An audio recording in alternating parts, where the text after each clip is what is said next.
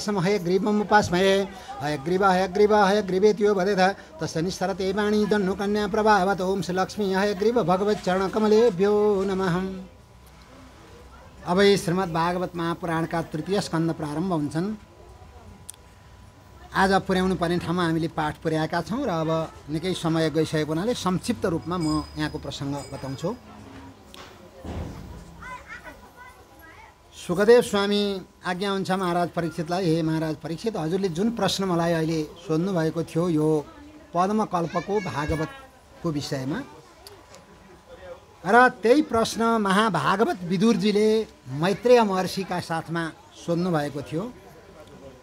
जुन विदुरजी धृतराष्ट्र महाराजको महामन्त्री हुनुहुन्थ्यो हस्तिनापुरको, र उहाँले आफ्नो त्यो राज्यलाई त्यागेर जुन मैत्रेय महर्षिको आश्रममा गएर उहाँले यही प्रश्न सोध्नु भएको थियो भन्ने कुरा जब बताउनु भएको थियो सुखदेव स्वामीले, महाराज परीक्षितले प्रश्न गर्नुभयो विदुरजीको मैत्रेय महर्षिका साथमा सङ्गम भेटघाट कसरी भयो र उहाँहरूको बिचमा कस्तो किसिमको संवाद भयो, किनभने मैत्रेय महर्षि जस्तो महान विद्वान त्यस्ता ऋषिका साथमा सङ्गत हुन पाउनु पनि ज्यादै ठुलो भाग्यले नै पाउन सकिन्छ। र यसरी विदुरजी कसरी त्यहाँ पुग्नुभयो, उहाँले कस्ता प्रश्नहरू गर्नुभयो, म यो जान्न चाहन्छु भनेर जब जिज्ञासा गर्नुभएको थियो महाराज परीक्षितले, जब सुखदेव स्वामीले सुन्नुभयो अत्यन्त प्रसन्न हुनुभयो र भन्नुहुन्छ त्यो त्यतिखेरको घटना हो जब महाभारतको युद्ध नहोस् भनेर सबैले कसैले पनि चाहनु भएको थिएन, भीष्म पितामहहरू जस्ता महापुरुषहरूले पनि चाहनु भएको थिएन, भगवानको पनि बाहिर देख्दाखेरि त इच्छा थिएन, यद्यपि भित्र त भगवानकै इच्छाले महाभारतको युद्ध भएको हो, बाहिर चाहिँ भगवानको इच्छा थिएन।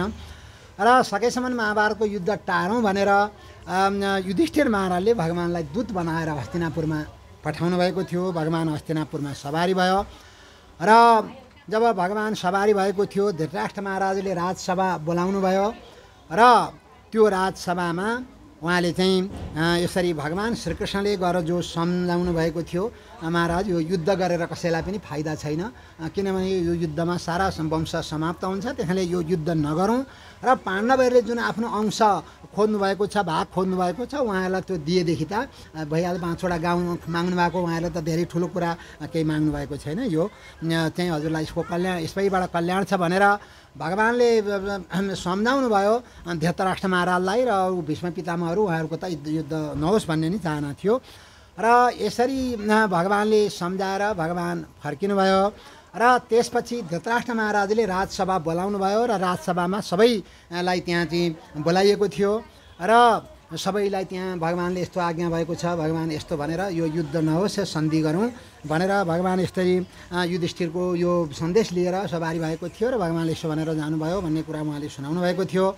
र त्यो राजसभामा अरूले त भगवानका ती दिव्य वाणी सन्देशहरूलाई यदि राम्रो भनेर स्वीकार गर्नुभयो, तर दुर्योधनलाई त्यो कुरा स्वीकार भएन, दुर्योधनले त्यो कुरालाई मान्नु भएन र अझै पनि अब अन्तिम समय प्रयास गर्नु पर्यो भनेर महाभागवत जो विदुरजी हुनुहुन्छ, महान ज्ञानी हुनुहुन्छ, उहाँले त्यो राजसभामा उठेर प्रस्ताव गर्नुभयो, हे महाराज धृतराष्ट्र, हे दाजु, यो दुर्योधन नाम गरेको रोग हजुरको जो छोरा पुत्रको रूपमा आएको छ, यो रोगलाई जहाँसम्म हजुरले पन्छाउनुहुन्न, समाप्त गर्नुहुन्न, त्यहाँसम्म कल्याण हुँदैन, किनभने भगवानले त्यस्ता अमृतमय जो उपदेश गरेर यहाँ जानुभयो, तर यो दुर्योधनले मानेनन्। त्यसकारणले एकमात्र महाभारतको युद्ध नहुने र दाजुभाइमा मिल्ती हुने यो चाहिँ यो सन्धि गर्दाखेरि नि यो हुन्छ भनेर यसरी जब विदुरजीले बताउनु भएको थियो त्यो कुरा अरू सबैले स्वीकार गर्नुभयो। त्यो विदुरजीले जुन उपदेश त्यहाँ गर्नुभएको थियो, जुन मन्त्रणा गर्नुभएको थियो, जसलाई विदुर नीति भनेर पनि भनिन्छ, विदुरजीको सल्लाह भनेर पनि भनिन्छ र यहाँ भनिएको छ अथा तन्मन्त्र दिशाम वरियान यन्मन्त्रणो वैदुरिकम वदन्ति, विदुर नीति, विदुरको उपदेश भनेर सबैले मान्नुभयो। र यसरी जब विदुरजीले प्रस्ताव गर्नुभएको थियो, अरूले त चुपचाप लागेर त्यो कुरालाई स्वीकार गर्नुभयो, तर दुर्योधनलाई यो कुरा ज्यादै असह्य भयो। दुर्योधन राजकुमार हुनुहुन्छ, आफ्नो आसनबाट उठेर उहाँले विदुरजीलाई गाली गर्न लाग्नुभयो। यो विदुर भनेको हामीले दिएको घाँस खाएर बाँचेको यो दासीको पुत्र हो, यसलाई हामीले संरक्षण नगरेका भए यो कहाँ पुगिसक्थ्यो, हामीले माया गरेर जे भए पनि दासी पुत्र भए पनि आफ्नै वंशको भनेर यसरी हामीले संरक्षण गरेर राख्यौँ, तर आज उल्टै सर्पलाई विष पियायो भने जसरी अमृत पियायो भने के अरे दुध पियायो भने जसरी विष वमन गर्छ, त्यसै गरी आज यसले विष वमन गरेको छ।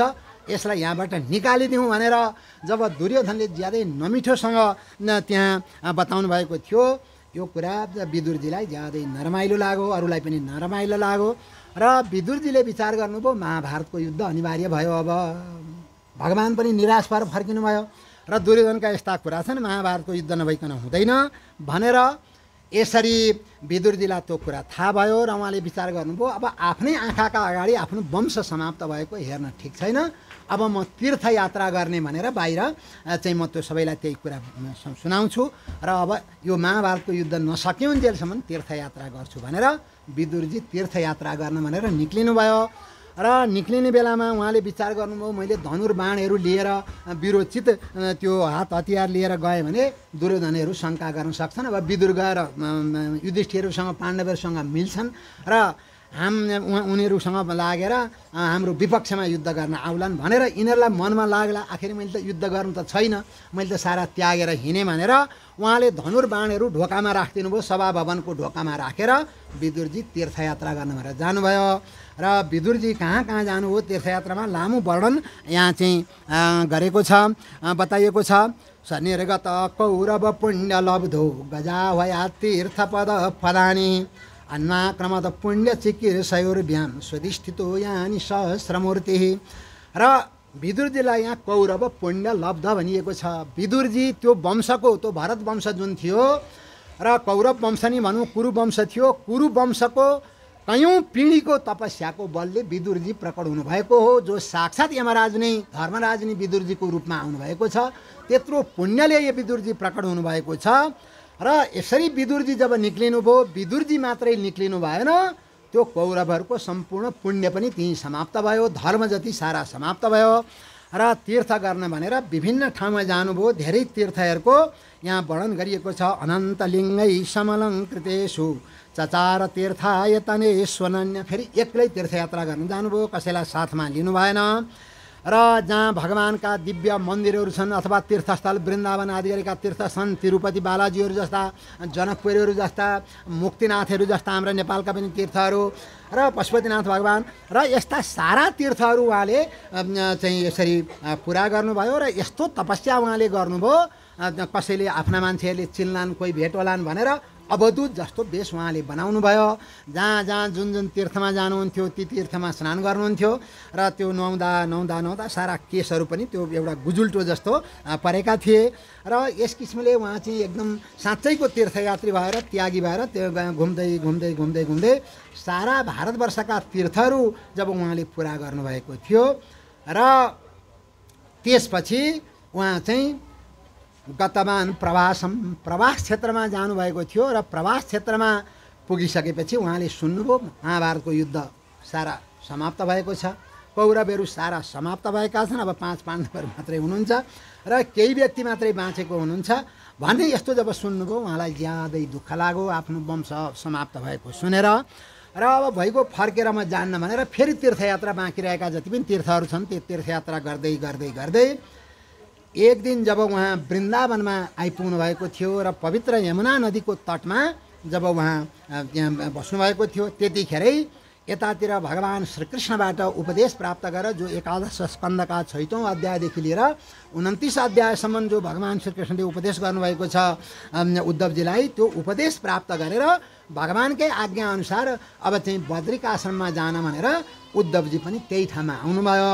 दुईजनाको मित्रहरूको त्यहाँ भेट भयो र विदुरजी पनि अत्यन्त प्रसन्न हुनुभयो, उद्धवजी पनि अत्यन्त प्रसन्न हुनुभयो र परस्परमा उहाँहरूले आलिङ्गन गर्नुभयो, अङ्कबाल गर्नुभयो र उद्धवजीसँग विदुरजीले सबैको विषयमा प्रश्न गर्नुभयो, भगवान श्रीकृष्णको विषयमा, त्यसै गरी बलरामजीको विषयमा, वसुदेवजीहरूको विषयमा, सारा यादवहरूको विषयमा प्रश्न गर्नुभयो। त्यसै गरी उतातिर हस्तिनापुरमा युधिष्ठिर महाराजहरू सबैको विषयमा उहाँले प्रश्न गर्दै गर्दै गर्दै गर्दै जानुभयो र उहाँ सोध्नुहुन्छ उहाँ त कुशल मङ्गल नै हुनुहोला भनेर प्रत्येक एक एक गरेर उहाँले चाहिँ यसरी चाहिँ प्रश्न सोध्नुभयो र भन्नुहुन्छ नुनम नृपाणाम त्रिमतोत्पथानाम, जुन भगवान् श्रीकृष्ण यसरी पृथ्वीलाई भार भएको हुनाले अन्य पृथ्वीको भार हरण गर्न भनेर पृथ्वीलोकमा साक्षात् भगवान् नारायण नै प्रकट हुनुभएको हो।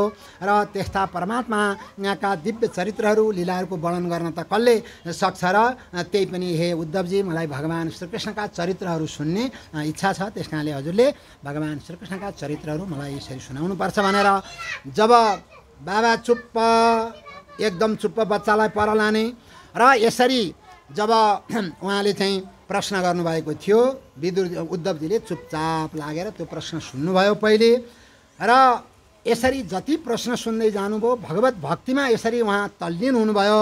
प्रतिभक्तुम न चोत्सेय उत्कण्ठ्यात् स्मारितेश्वर, ज्यादै ठुलो उत्कण्ठा भएको हुनाले एकदम हृदयमा भगवान् झलझलाकार हुनुभएको हुनाले उद्धवजीले पहिले उत्तर दिन सक्नु भएन र सक्नुहोस् पनि कसरी। उद्धवजी कति ठुलो भक्त हुनुहुन्थ्यो भन्दा उहाँ जब 5 वर्षको बालक हुनुहुन्थ्यो, त्यो खेल्न भनेर जब बाहिर जानुहुन्थ्यो र उहाँले चाहिँ भगवान्का त्यो माटोहरू मुछेर भगवान् श्रीकृष्णका विग्रहहरू बनाएर मूर्तिहरू बनाएर त्यो उहाँ चाहिँ सधैँ बिहान बिहान पूजा गर्नुहुन्थ्यो र उहाँको माताजीले उद्धवजीको माताजीले जब भोजन गर्न भनेर बोलाउनुहुन्थ्यो तर त्यो भगवान्को पूजा सेवा छोड्न नसकेर उद्धवजी जतिसुकै भोक लागे पनि त्यसले गर्दाखेरि उहाँ आउन सक्नुहुन्न थियो, आउन सक्नुहुन्न थियो। आज त्यस्तो उद्धवजी जो भगवान् आफ्नो दिव्य धाममा सवारी भइसकेको छ, आज भगवान्को उहाँलाई यस्तो विरह भएको छ भने भगवान्का चरणारविन्दलाई सम्झेर उहाँले कसरी अब उत्तर दिन सक्नुहोस्। र प्रश्न सुन्दा सुन्दै उहाँलाई समाधि लाग्यो उद्धवजीलाई। समुहूर्तमभुत्तुष्णीं कृष्णाङ्ग्री सुदयावृशं तीव्रेण भक्ति योगेन निमग्न साधु निर्वृत्त। सुन्दा सुन्दै उहाँलाई त समाधि लागेछ, शरीरमा रोमाञ्च भयो, उहाँले आँखा चिम्लिनु भयो र यसरी चाहिँ जब उहाँलाई त्यो समाधि लागेको थियो मुञ्चन मिलत दृश्य आँखा चिम्लिनु भएको छ, आँखाबाट आँसुको वर्षा भएको छ, शरीरमा रोमाञ्च भएको छ।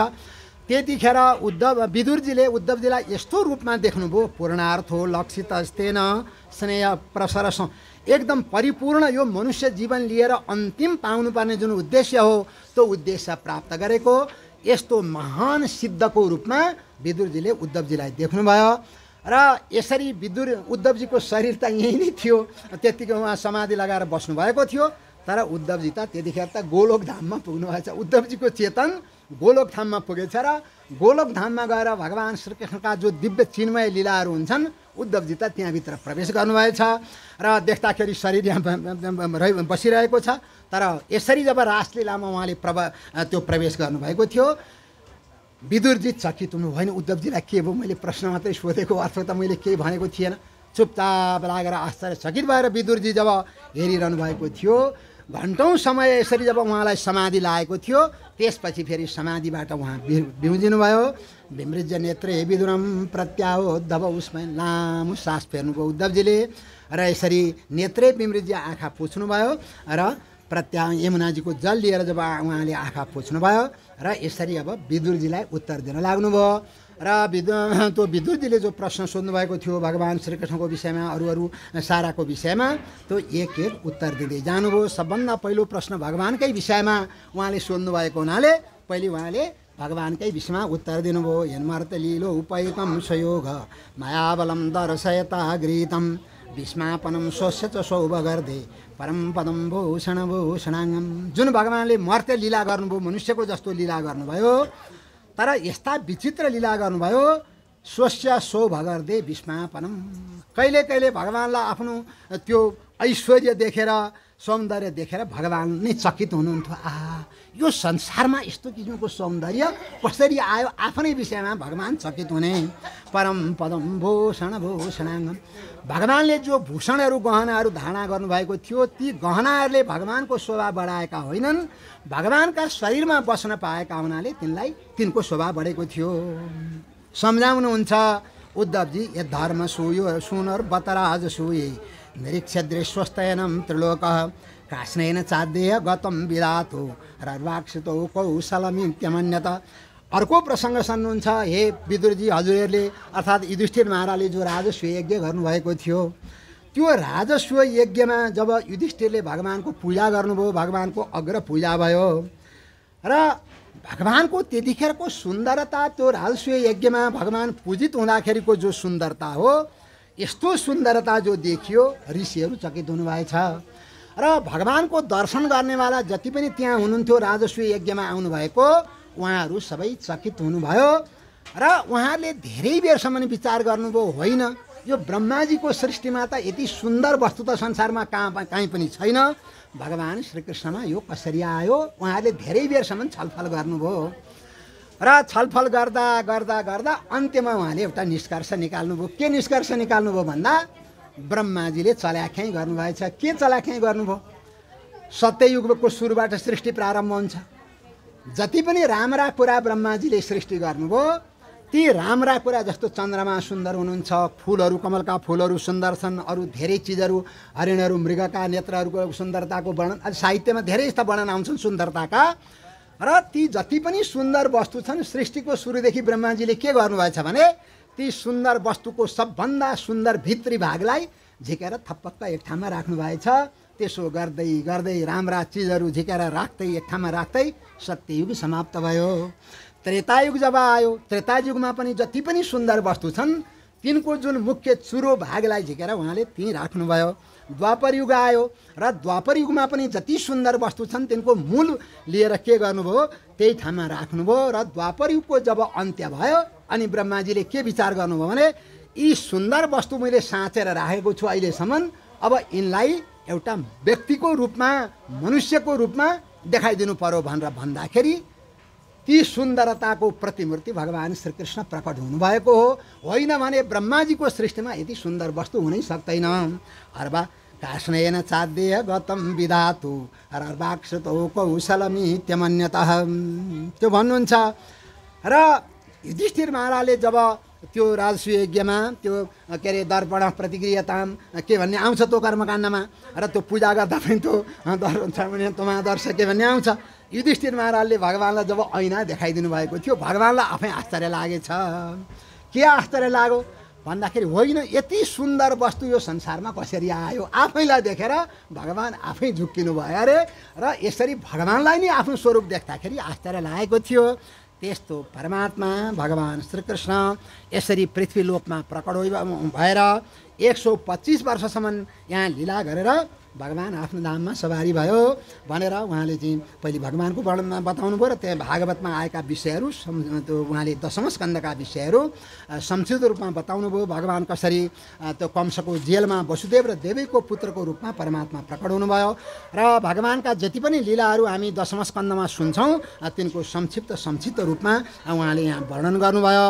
र अन्त्यमा भगवानले त्यो आफ्नो वंश जब उपसंहार गर्न खोज्नु भएको थियो, अब त्यो वंश युद्ध गरेर त कसैले जित्न सक्दैनथे, त्यस कारणले ब्राह्मणहरूको श्राप पारेर यो वंशलाई समाप्त गर्नु पर्यो भनेर यसरी भगवानले ब्राह्मणहरूको श्राप पारिदिनु भयो। र ब्राह्मणहरूको श्रापबाट अन्त्यमा ती सारा यादवहरू जब चाहिँ समाप्त भए, परस्परमा झगडा गरेर लडाइँ गरेर जब समाप्त भए, र त्यसपछि भगवान पनि आफ्नो दिव्य धाममा सवारी भएको थियो। र त्यतिखेरै उद्धवजी भन्नुहुन्छ, म भगवानको नजिकमा गएँ, प्रवास क्षेत्रमा। भगवान एउटा पिपलको फेदमा बसेर एउटा पाउमाथि अर्को पाउ राखेर यसरी भगवान त्यहाँ राज गरिबसेको थियो। र त्यो ठाउँमा गएर मैले भगवानसँग निवेदन गरेँ, हे प्रभु, हे भगवान, मलाई पनि साथैमा हजुरले आफ्नो लोकमा चाहिँ लानुपर्छ भनेर जब मैले प्रार्थना गरेको थिएँ, भगवानले आज्ञा भयो, मसँग जति पनि ज्ञान छ भागवत ज्ञान, उद्धवजी त्यो धारणा गर्न सक्ने शक्ति तपाईँको मात्र छ, अरू कसैले धारणा गर्न सक्दैनन्। त्यस कारणले म तपाईँलाई त्यस्तो दिव्य भागवत ज्ञान दिन्छु जुन भागवतको प्रचार तपाईँले गर्नुपर्नेछ।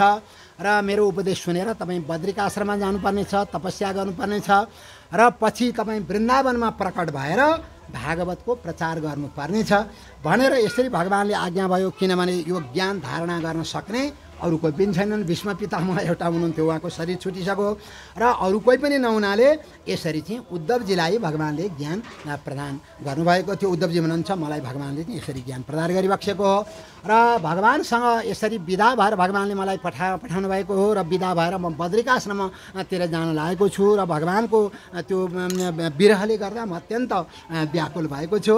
र हे विदुरजी, हे मित्र, म त अब बद्रिका आश्रममा गएर तपस्या गर्नुपर्नेछ भनेर जब बताउनु भएको थियो उद्धवजीले, विदुरजीले भन्नुभयो, म त्यो ज्ञानबाट वञ्चित भएछु, म बरु तीर्थयात्रा गर्न नगएको भए पनि हुने रहेछ, म पनि त्यो ज्ञान प्राप्त गर्न पाउने रहेछु भनेर जब दुःख प्रकट गर्नुभएको थियो र अब त्यो समय त गइहाल्यो, त्यस कारणले हे उद्धवजी त्यो ज्ञान हजुरले मलाई प्रदान गर्नुपर्छ भनेर जब उहाँले निवेदन गर्नुभएको थियो र उद्धवजीले भन्नुभयो यसरी जुन समयमा भगवान्ले मलाई उपदेश गर्न लाग्नुभएको थियो त्यतिखेर मैत्रेय महर्षि पनि त्यो ठाउँमा आइपुग्नु भएको थियो र मैत्रेय महर्षिले पनि त्यो उपदेश सुन्नुभएको हुनाले भगवान्ले त्यतिखेर हजुरलाई सम्झिनु भएको थियो।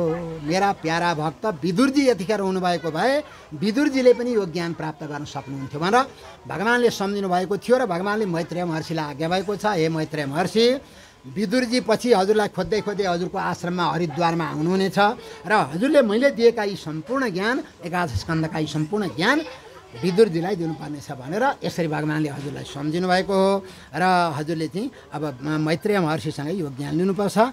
एकता त भगवान्को आज्ञा थियो, फेरि अर्को कुरा ब्राह्मणहरू ज्ञान दिने हुँदाहुँदै हामी क्षेत्रीयहरू अगाडि नसार्न राम्रो हुन्छ भन्नुहुन्छ।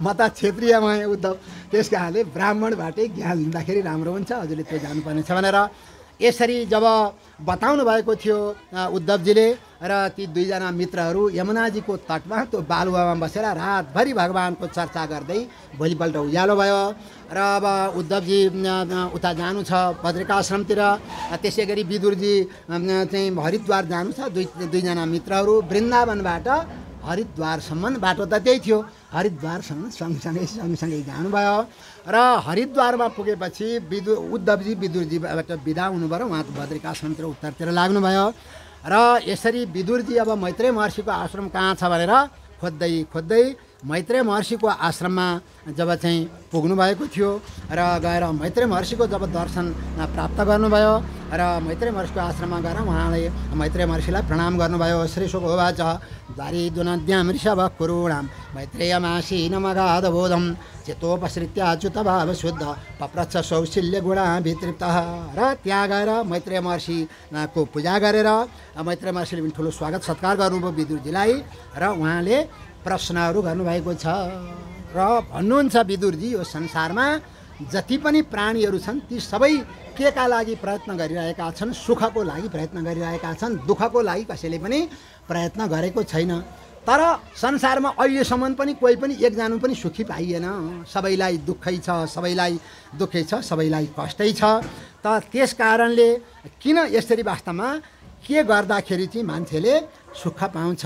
मलाई त ज्यादै माया लागेको छ यी संसारी मनुष्यहरूदेखि र हजुरहरू जस्ता जो महापुरुषहरू हुनुहुन्छ यिनी दुःखी मनुष्यहरू संसारी मनुष्यहरूलाई सत्मार्ग देखाएर राम्रो बाटो देखाएर कल्याण गर्नका लागि नै हजुरहरू जस्ता महापुरुषहरू हे मैत्रेय महर्षि हजुरहरू जस्ता यसरी घुमिरहनुहुन्छ र यसरी भगवान्का कथाहरू जति सुने पनि कहिले पनि अगाइँदैन। अरू कुराहरू त एकपल्ट सुनेपछि फेरि सुन्न मन लाग्दैन, तर भगवान्का कथाहरू कहिले पनि सुनेर अगाइँदैन र परमात्माले यो संसार सृष्टि जो गर्नुहुन्छ यो संसार सृष्टि गर्ने परमात्माको प्रयोजन के हो? कस्त्रप्रिया तीर्थपदो विधानात् सत्रे शुभ सूर्यवीर्यमानद या कर्णनाडीं पुरुषस्य यातो भव प्रदाम के हरतिम छिनति भन्नुहुन्छ विदुरजी मैत्रेय महर्षिका सँग र भगवान्का गुणानुवादहरू सुनेर कहिल्यै पनि अगाइँदैन। किनभने युधिष्ठिर महाराजले जो राजस्व यज्ञ गर्नुभएको थियो ठुला ठुला ऋषि महर्षिहरूले हजुरहरू जस्ता ऋषिले पनि भगवान्को स्तुति गर्नुभएको थियो र जुन भगवान्का चरित्रहरू जब कानको माध्यमबाट भित्र पस्छन् भित्रका सम्पूर्ण मलहरूलाई त्यहाँले पखालिदिन्छन्। एउटा नयाँ महत्त्वपूर्ण प्रसङ्ग यहाँ विदुरजीले उठाउनु भयो। वेदव्यासजीले जब महाभारत लेख्न सुरु गर्नुभएको थियो उहाँको के इच्छा थियो भने यो महाभारतमा युद्ध शुद्ध म केही पनि लेख्दिनँ, कृष्ण चरित्रको मात्रै वर्णन गर्छु भनेर उहाँले पहिले त्यो कुरा लिएर सुरु गर्नुभयो। जब लेख्न थाल्नुभएको थियो गणेशजी लेख्नुहुन्थ्यो, उहाँ बताउनुहुन्थ्यो र अलिकति अगाडि गएपछि उहाँको मनमा लागेछ होइन एकैचोटि मानिसहरूलाई कृष्ण कथामा भगवत तत्त्वमा प्रवेश गराए भने मान्छेलाई वैराग्य नभइकन ज्ञान अडिन सक्दैन। त्यस कारणले यो महाभारतको युद्ध देखाएर यसरी परस्परमा दाजुभाइको युद्ध भएर सारा समाप्त भए, यो संसार अनित्य रहेछ, नाशवान रहेछ भनेर पहिले बुझे भने मात्रै अनि मान्छे भगवत तत्त्वतिर लाग्छन्, ज्ञानतिर लाग्छन् भनेर वेदव्यासले के गर्नुभयो, बाटो मोड्नुभयो र महाभारतमा अरू कुराहरू लेख्नुभयो। उहाँको उद्देश्य महाभारतमा त्यो परम तत्त्व ब्रह्म तत्त्वको प्रतिपादन गर्ने थियो। आदि पर्वमा नि त्यो कुरा आयो। कथ्यत्यत्र भगवान् वासुदेवश्च कथ्यत्यत्र सनातन। उहाँले के भन्नुभयो भने त्यो नीलकण्ठले टीका लेख्नु भएको छ, सबभन्दा राम्रो उत्तम टीका, सबभन्दा प्रामाणिक टीका नीलकण्ठको हो।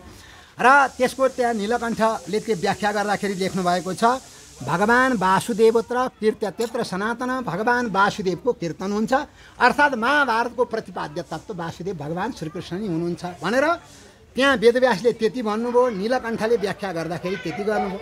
ध्वन्यालोक नाम गरेको अत्यन्त महान ग्रन्थ छ साहित्यको, सबभन्दा प्रसिद्ध ग्रन्थ, सबभन्दा माथिल्लो।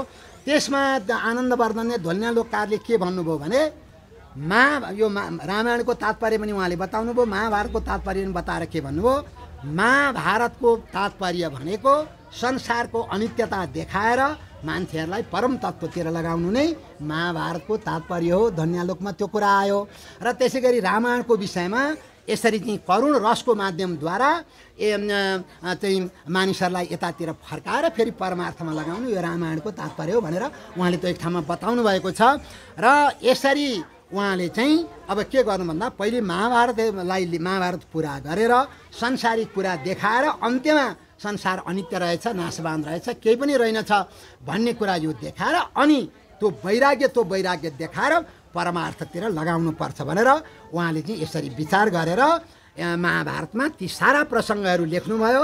र यसको भाग चाहिँ भगवत तत्त्वको प्रतिपादन गर्ने, कृष्ण तत्त्वको प्रतिपादन गर्ने उहाँले म भागवत पछि लेख्नेछु भनेर त्यो थाती राख्नुभयो। मुनिर विवक्षुर भगवद गुणानाम त्यो भन्नुहुन्छ, सखापिते भारतमा कृष्ण यस्मिन् राम ग्राम्य सुखानुवाद मतिर्गृहीतानुहरे कथायाम।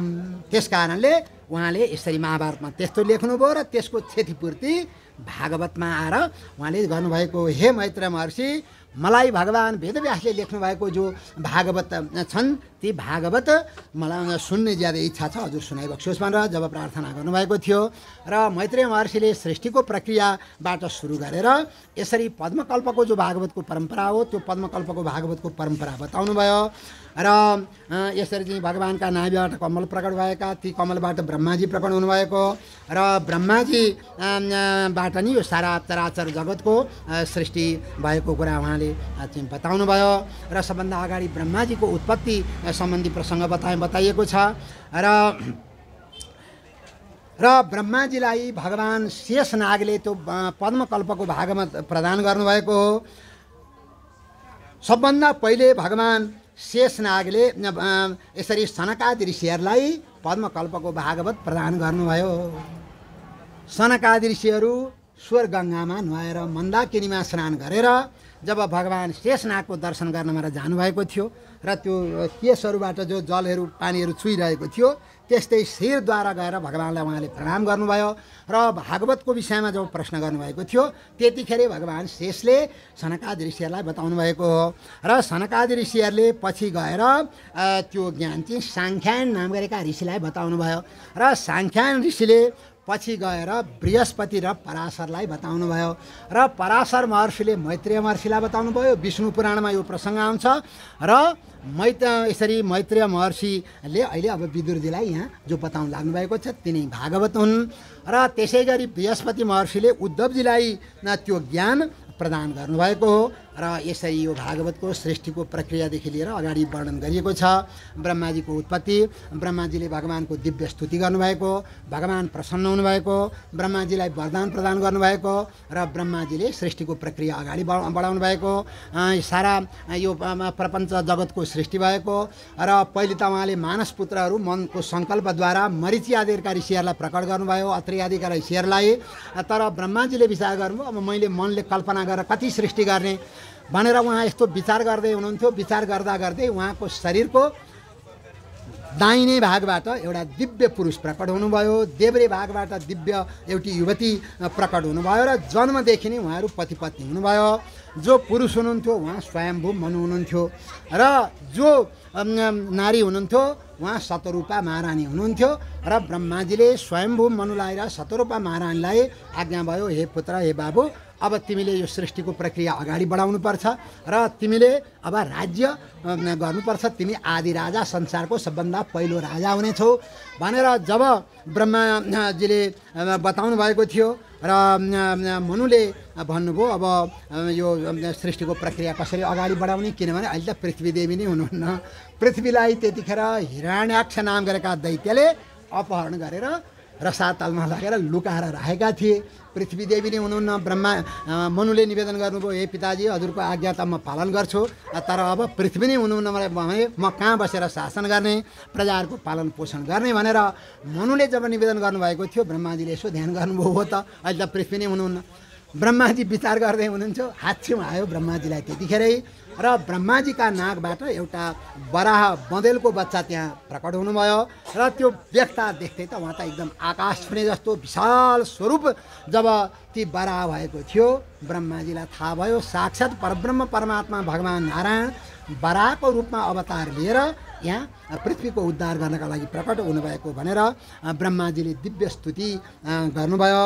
र यसरी ब्रह्माजीको निवेदनलाई सुनेर भगवान् रसातलमा सवारी भयो र त्यतिखेर हिरण्याक्ष नाम गरेको दैत्यले पृथ्वीलाई आफ्ना दारामाथि राखेर रसातलमा घुमिरहेका थिए र गएर भगवान्ले त्यो हिरण्याक्षका साथमा भयङ्कर भगवान्को युद्ध भयो र हिरण्याक्ष दैत्यलाई समाप्त गरेर भगवान्ले त्यो पृथ्वीलाई उठाएर ल्याएर माथि फेरि जलमाथि स्थापना गरिदिनु भयो र भगवान् ब्रह्माजीको आज्ञा अनुसार महाराज मनुले त्यही पृथ्वीमा बसेर शासन सुरु गर्नुभएको हो र उहाँ आदिराज हुनुहुन्छ।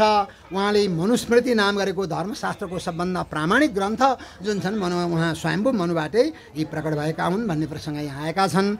र त्यसपछि प्रश्न गर्नुभएको छ विदुरजीले मैत्रेय महर्षिसँग, हे गुरुदेव मलाई त भगवान् बाराहका चरित्र त्यति मात्रै सुनेर मलाई पुगेन, मेरो त चित्त बुझेको छैन र विस्तारपूर्वक म बराह भगवान्का चरित्रहरू सुन्न चाहन्छु भनेर जब प्रश्न गर्नुभएको थियो र ब्रह्माजी आज्ञा हुन्छ, हे के अरे मैत्रेय महर्षि आज्ञा हुन्छ, हे विदुरजी हजुरलाई म यी प्रसङ्ग बताउँछु। र यसरी एकपल्ट सनकादि जो ऋषिहरू हुनुहुन्छ भगवान्को दर्शन गर्न भनेर वैकुण्ठ धाममा जानुभएको थियो र वैकुण्ठ धाममा भगवान् जहाँ राज गरिबसेको छ त्यो ठाउँमा जाँदा 7वटा ढोकाहरू पार गरेर बल्ल भित्र पुग्न सकिन्थ्यो। त्यहाँ भगवान्का पार्षदहरू ढोकेपालहरू हुनुहुन्थ्यो र उहाँहरू ऋषि हुनुहुन्छ, महान हुनुहुन्छ, तत्त्वज्ञानी हुनुहुन्छ, अरू पालेहरूले त रोक्नु भएन। तर जब अन्तिम ढोका पार गर्न भनेर उहाँहरू भित्र पस्न लाग्नु भएको थियो त्यतिखेर त्यो ढोकाको बाहिरपट्टि जय र विजय नाम गरेका भगवान्का जो पार्षद हुनुहुन्थ्यो ती पार्षदहरूले वेदका लट्ठीले त्यो ढोकालाई थुनेर जब रोक्नु भएको थियो सनकादि ऋषिहरूलाई, उहाँहरूलाई रिस उठेछ। हामीले त सुनेका थियौँ यो वैकुण्ठमा त कुनै ठुलो सानो इत्यादि भन्ने कुरा त केही पनि हुँदैन, तर यहाँ पनि यस्तो विषमता रहेछ भनेर उहाँलाई ज्यादै रिस उठेर जय विजयलाई उहाँहरूले श्राप दिनुभयो। तपाईँहरू वैकुण्ठ धाममा बसेर पनि यस्तो किसिमको विषम स्वभाव तपाईँहरूको जो देखियो र तपाईँहरूलाई हामी श्राप दिन्छौँ, तपाईँहरूले 3 जन्मसम्म पृथ्वीमा घुम्नु परोस्, कहिले दैत्य भएर, कहिले राक्षस भएर, कहिले मनुष्य भए पनि दैत्य राक्षस जस्तो स्वभाव भएर तपाईँहरूले पृथ्वीमा घुम्नु पर्नेछ र त्यसपछि मात्रै तपाईँहरूको चाहिँ उद्धार हुनेछ भनेर उहाँहरूले चाहिँ श्राप दिनुभयो।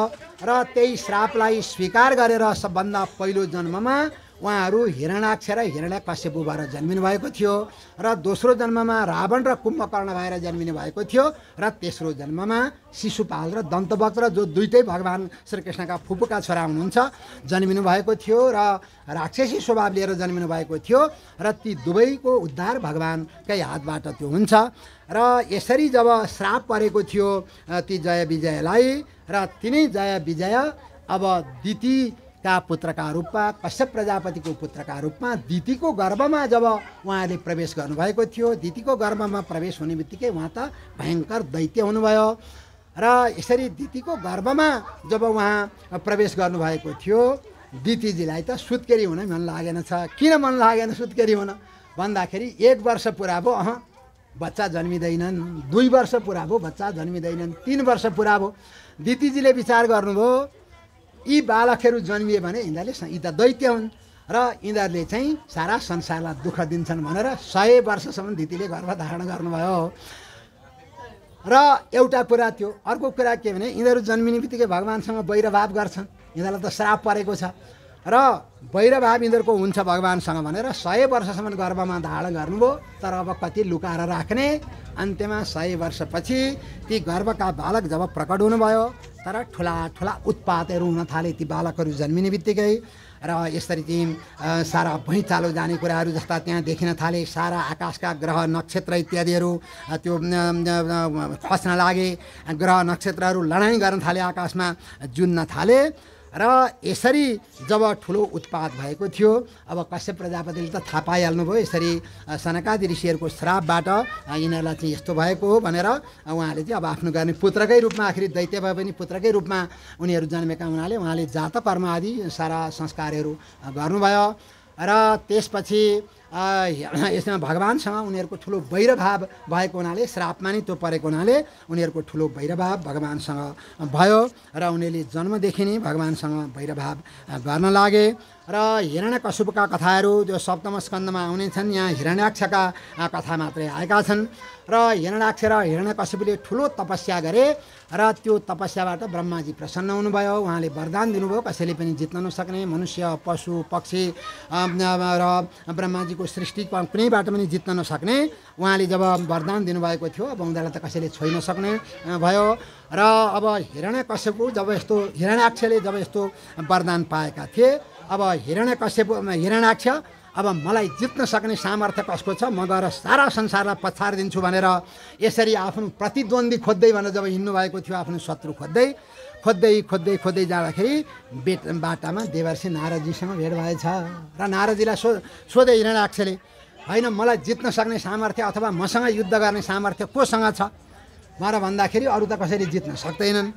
वरुण नाम गरेका जो देवता हुनुहुन्छ, जलको अधिष्ठाता देवता, र वरुणले चाहिँ के राजस्वी यज्ञ गर्नुभएको छ र उहाँ अत्यन्त बलवान हुनुहुन्छ र उहाँले मान्नुभयो भने, उहाँसँग युद्ध गर्नुभयो भने हजुरको लडाइँ गर्ने इच्छा केही मात्रामा पुरा हुन सक्छ भनेर नारदजीले जब भन्नुभएको थियो। अब वरुणजीलाई खोज्न भनेर हिरण्याक्ष समुद्रमा प्रवेश गरे। खोज्दै जब वरुण लोकमा गएका थिए र वरुणका दूतहरूले जब यो कुरा देख्नुभयो र देखेर गएर वरुणसँग उहाँहरूले चाहिँ त्यो निवेदन गर्नुभयो, यसरी एउटा भयङ्कर दैत्य आएका छन्, हजुरलाई चाहिँ खोजिरहेका छन् भनेर जब ती दूतहरूले बताइदिनु भएको थियो। र यसरी वरुणजी त्यहाँबाट बाहिर निक्लिनुभयो, हिरण्याक्षलाई देख्नुभयो र वरुणजीले विचार गर्नुभयो अब हिरण्याक्षलाई लडाइँ गरेर जित्न सकिँदैन, यो बेकारको लडाइँ गर्नु कुनै काम छैन भनेर उहाँले भन्नुभयो, हेर्नुहोस् म त हजुरसँग युद्ध गरेर जित्न सक्दिनँ, मैले चाहिँ पहिलेबाटै हार स्वीकार गरेँ र यदि हजुरलाई युद्धको त्यस्तो इच्छा छ भने भगवान् नारायणले वराह अवतार लिएर प्रकट भइबसेको छ, भगवान्सँग युद्ध गर्नुभयो भने तपाईँको इच्छा पुरा हुनेछ भनेर जब वरुणले देखाइदिनु भएको थियो। अब ती विष्णु कहाँ छन् भनेर खोज्दै त्यो पानीलाई तहस नहस, समुद्रको जललाई तहस नहस गराउँदै भगवान्लाई खोज्दै अगाडि जब गएका थिए हिरण्याक्ष, देवर्षि नारदजीसँग भेट भयो। ए नारदजी, तपाईँले पहिले देखाइदिनु भएको थियो वरुणलाई, उनले त पहिलेबाटै हार स्वीकार गरे, त्वम शरणम भनेर।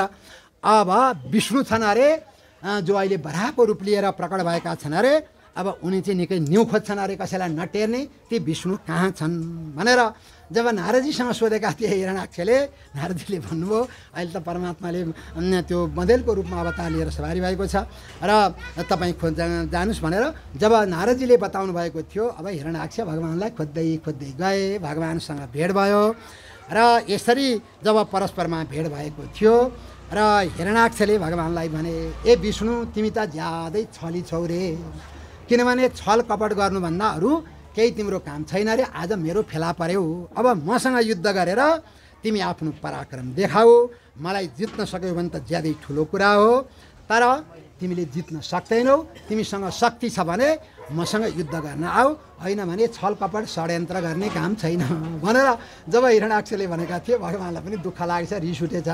हे दुष्ट, तिमी जस्ता यी वनका जनावरहरूलाई समाप्त गर्ने, दुष्टहरूलाई समाप्त गर्नका लागि नै हामी यसरी विभिन्न समयमा अवतार लिएर आउँछौँ, तिम्रो शक्ति छ भने मसँग युद्ध गर। भगवान्ले जब आज्ञा भएको थियो, हिरण्याक्ष ज्यादै रिसाए र भगवानको र हिरण्याक्षको भयङ्कर युद्ध हुन थाल्यो। युद्ध गर्दै गर्दै गर्दै धेरै समय बित्यो। कसले जित्ने हो, कसले हार्ने हो। कहिले चाहिँ त्यो हिरण्याक्षले त्रिशूलको प्रहार गर्छन्, भगवानले त्यो त्रिशूललाई चाहिँ काटिदिनुहुन्छ। त्यसै गरी अरू शस्त्र अर्थ सारा भगवानले काट्दै काट्दै जानुभयो। र एकपल्ट त जब त्यो त्रिशूलको प्रहार गरेका थिए हिरण्याक्षले, भगवानका गदा नि खसे। र जब भगवानका गदा खसेका थिए, हिरण्याक्षलाई थाहा थियो कहिले पनि अधर्मको युद्ध गर्नु हुँदैन। अहिले विष्णुसँग कुनै पनि हतियारहरू केही छैनन्, त्यस कारणले एकछिन म युद्ध गर्दिनँ भनेर चुप लागेर हिरण्याक्ष बसे। र भगवानले फेरि गदा र फेरि सुदर्शन चक्र जब पक्रिनु भएको थियो र फेरि भयङ्कर युद्ध हुँदै हुँदै हुँदै गयो। साँझ पर्न लाग्यो, ब्रह्माजी डराउनु भयो र सारा ऋषिहरूलाई साथमा लिएर साँझ पर्नुभन्दा अगाडि अलिकति अगाडि ब्रह्माजी आएर भगवानको स्तुति गर्नुभयो। हे प्रभु, हे भगवान, अब यो हिरण्याक्षलाई त्यो बिरालाले मुसो खेलाए जस्तै हजुरले नखेलाइ बक्सियोस्। किनभने यो साँझ परेपछि दैत्यहरूको बल बढ्छ, त्यस कारणले यिनलाई चाहिँ जित्नलाई धेरै समय लाग्छ। त्यस कारणले हजुरले चाहिँ यसरी त्यो तुरुन्तै साँझ पर्नुभन्दा अगाडि नै यसलाई चाहिँ हजुरले समाप्त गरिदिनु बक्स्नुपर्छ भनेर ब्रह्माजीले जब यस्तो प्रार्थना गर्नुभएको थियो, भगवान मुसुक्क हाँस्नुभयो। र फेरि अब ब्रह्माजीहरू त्यहाँबाट जानुभयो र यतातिर फेरि भगवान बराहको र यी हिरण्याक्ष भयङ्कर युद्ध हुँदै हुँदै हुँदै गयो। अझै पनि कसको जित हुन्छ, कसको हार हुन्छ, यो केही निर्णय हुन सकेन। र यसरी कहिले त्रिशूलको प्रहार गर्छन्, त्यहाँ भगवानले त्यो फेरि चक्रद्वारा त्यसलाई चाहिँ काटिदिनुहुन्छ। र यसरी युद्ध हुँदै हुँदै हुँदै धेरै बेरसम्म त्यो युद्ध भयो। र अन्त्यमा भगवानले अब विचार गर्नुभयो, ब्रह्माजीले भर्खर प्रार्थना गरेर जानुभएको छ, अब यिनलाई धेरै बेरसम्म यसरी खेलाइरहन ठिक छैन भनेर अब यो हतियार इत्यादिबाट यिनको मृत्यु नहुने रहेछ। गदाबाट पनि नहुने रहेछ, चक्रबाट पनि नहुने रहेछ, कुनै धनु इत्यादिबाट पनि नहुने रहेछ। अब अर्कै उपाय निकाल्नु पर्यो भनेर भगवानले जब त्यो कानको जरामा फेदमा जब भगवानले मुड्कीको प्रहार गर्नुभएको थियो, हिरण्याक्ष त फन फन फन फन घुमेर पृथ्वीमा गिरे।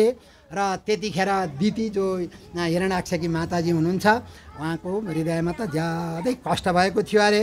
र यसरी जब हिरण्याक्षको पतन भएको थियो, सारा देवताहरू आकाशमा प्रकट हुनुभयो र उहाँहरूले भगवानलाई प्रणाम गर्नुभयो र भगवानको दिव्य स्तुति गर्नुभयो। नमो नमस्ते खिल सत्व यज्ञतन्तवे थितो गृहीता मल सत्वमूर्तये दिष्टा हतोयम जगता मरुन्तु द त्वत्पाद भक्त्या वयमीश निर्विता। हे प्रभु, हे भगवान, हजुरलाई हामी बारम्बार नमस्कार गर्छौँ। हजुर त यज्ञ पुरुष होइबक्सिन्छ। किनभने भगवानले बराह अवतार लिँदाखेरि कुशहरू पनि भगवानका रौँहरूबाट प्रकट भए। यज्ञका जति सामग्री छन् यज्ञ बराह भगवानबाटै प्रकट भएका हुनाले भगवानलाई यज्ञ पुरुष भनेर भनिन्छ।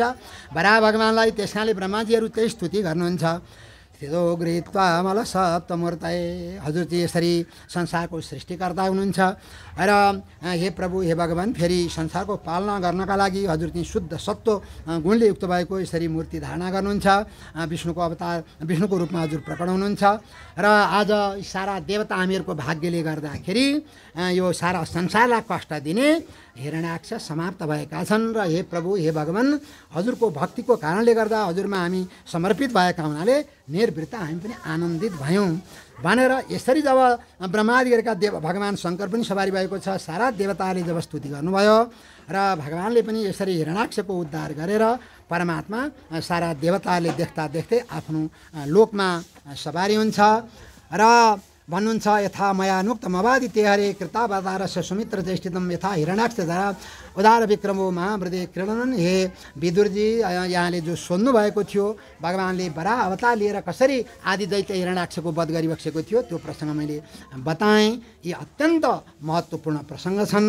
र भन्नुहुन्छ, यो हिरण्याक्ष वधम महाद्भुतम, अत्यन्त आश्चर्य लाग्दा प्रसङ्ग छन्।